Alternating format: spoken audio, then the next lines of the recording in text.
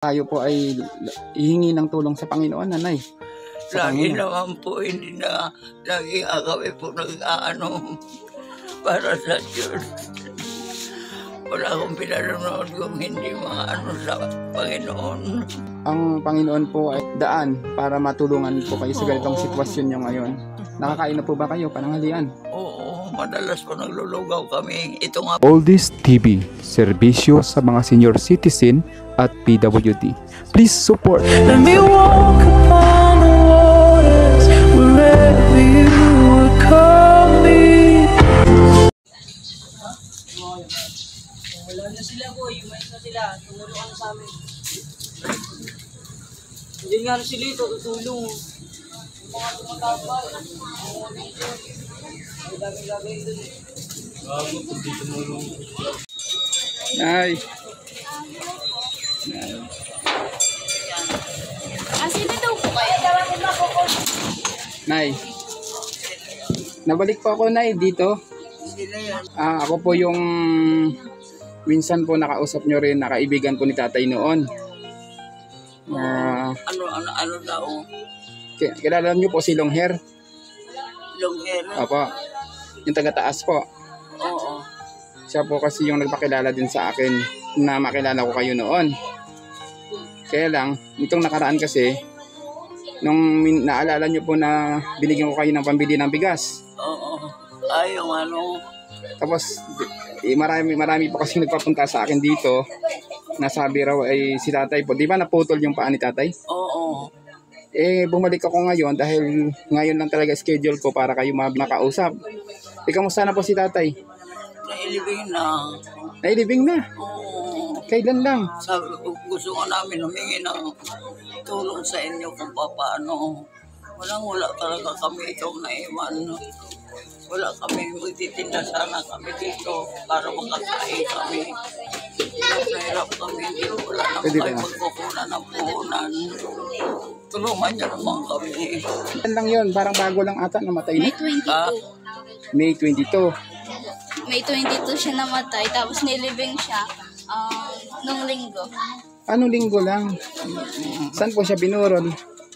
Saan po siya binurol? Saan Polo? Hindi Polo daw yun, sabi pa po JP. Diyan na. Diyan sa labas? Binurol ba? Oo, diyan binurol. Tapos nalibing na Nalibing kayo lang linggo. Noong June 2. Sana mabigyan kami ng assistance man lang para mabuhay naman kami. Wala pa talaga kami pinagkukunan. Bali ito po ay apo nyo. Oo. Itong isa, kapatid niya. Kapatid niya po yun. Magkakapatid po sila. Magkapatid sila dalawa. Kayo, magkapatid kayo? Opo. Oo. Ay, ito siya. Akala ko nandito siya. Garment operator ako nung bata pa ako. Nag-ano ako ng yung subcon.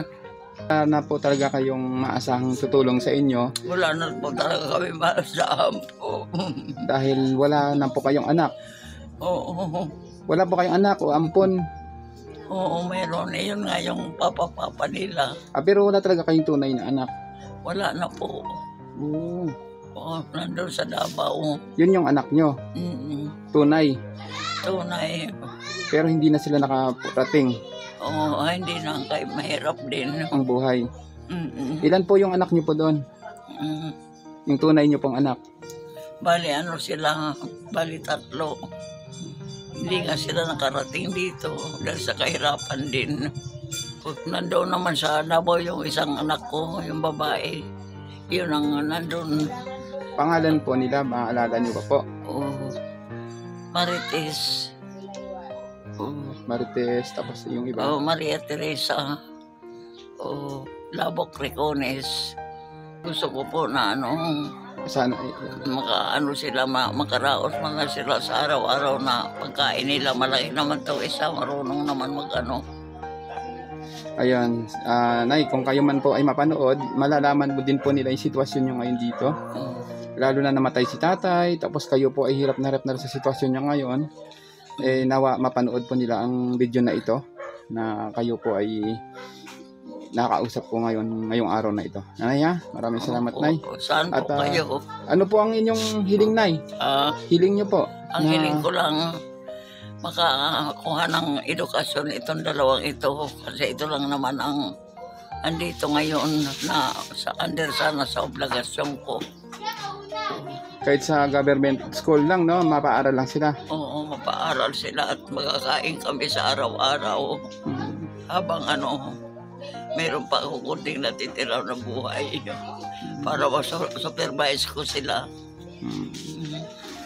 At saka magamot sana ako yung paghingal ko. Sige Nay. At bigyan sana ako ng yung kung tawagin ba, proper medication ba. Pero ngayon po, meron po kayong reseta na ginagamit. Wala na po kayo na-consume na yung po. Pero pwedeng siya bilhin, parang para doon sa may nebulizer, di ba? Bawal nga sa akin nebulizer. Bawal na po. Pinipilit ko nga lang, hindi kami nabigyan ng doon sa barangay. So wala tayong reseta na dapat bilhin sa inyong sakit. Wala po. Kumbaga kailangan nyo pa rin na magpa-check up muli. Magpa-check up po uli dapat. Magkaroon ng proper evaluation sa karamdaman ko. Kasi natapos na yun. Ito po pala yung tindahan ni Nanay na pwede niya pag-tindahan ngayon. Sa ngayon po ay wala na si Tatay at ito na lang inasahan ni Nanay kung kahit paano makapagtinda-tinda sana siya. Sa pwesto na ito, marami naman dumadaan dito. Kailangan niya talagang mayroon siyang konting mapagkakitaan para mabuhay. Para mabuhay, mayroon kayong pagdustos sa inyong mga pangailangan. Opo. Ito po yung bahay nyo ngayon, Nay. Yan. Tapos si Tatay nga, hindi na natin naabutan. Namatay na pala. Di ba? Kung kailan ako bumalik at makausap ko nga sana kayo uli, hindi ko na naabutan si Tatay. Oo, hirap na hirap siya. Hindi siya makaliso man lang. Lagi namin tinutulak. Hanggang sa binawian na lang ng buhay. Hanggang sa binawian na siya, hindi man lang nakatikim ng kanyang Ang ano po? Hindi man lang siya sa kahirapan niya. Ang maitanong ko na, itong bahay ninyo na ito, na kwarto na lang natitira. Oo, ito na lang. Ito po ba, masasabi po ba na sa inyo pa rin ito? Sa amin pa rin ito, pero nakaano na kami ng konting parang namin sa iba ba, inoper ba? Sinangla o benta? Sang nabintahan na para sana makaaral itong dalawang ito. Matagal na, ilang taon na yun. Oo, nag-abroad yung babae. Sabi niya gusto na siya magtinda. Ako hindi ko na kaya magtinda dahil matanda na ako. Ito na lang inaasahan ko itong dalawang magsilaki. Para lang sana may kayo, may panggastos. Mayroon Pero sana. saan po kayo mapunta kung sakali? Iyan ang problema. Pagkatapos nito, kung mayroon man bibili, may lilipatan kayo. Uuwi na kayo ng probinsya. Siguro, gano'n. Saan pong probinsya nyo? Doon sa Davao. Sa Davao. So may mga kapatid pa kayo sa Davao? Oo. Na pwedeng maging katuwang nyo doon, may makasama. Siguro. Pero yung pag-uwi naman. Alam yung buhay nila. Oo. Pero ngayon, mayroon kayong mama, di ba? Oo. Saan ang mama mo? Yung papa mo na lang. Yung papa mo na lang. Naghiwalay. Yung papa JP mo? Paangkin na lang yan sa kanila. Tita mo? Paangkin na lang din. Pero wala ka na talaga, papa? Hindi mo na alam. Ibig sabihin, bukod po sa inyo, wala na siyang ibang, ito po, itong nyo.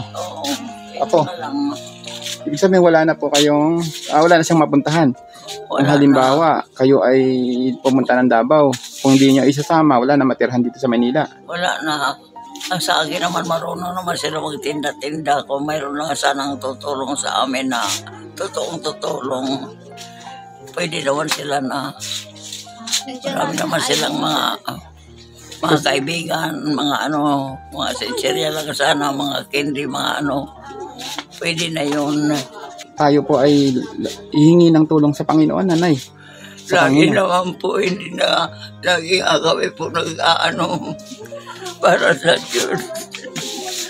Wala akong pinanonood kung hindi mga ano sa Panginoon.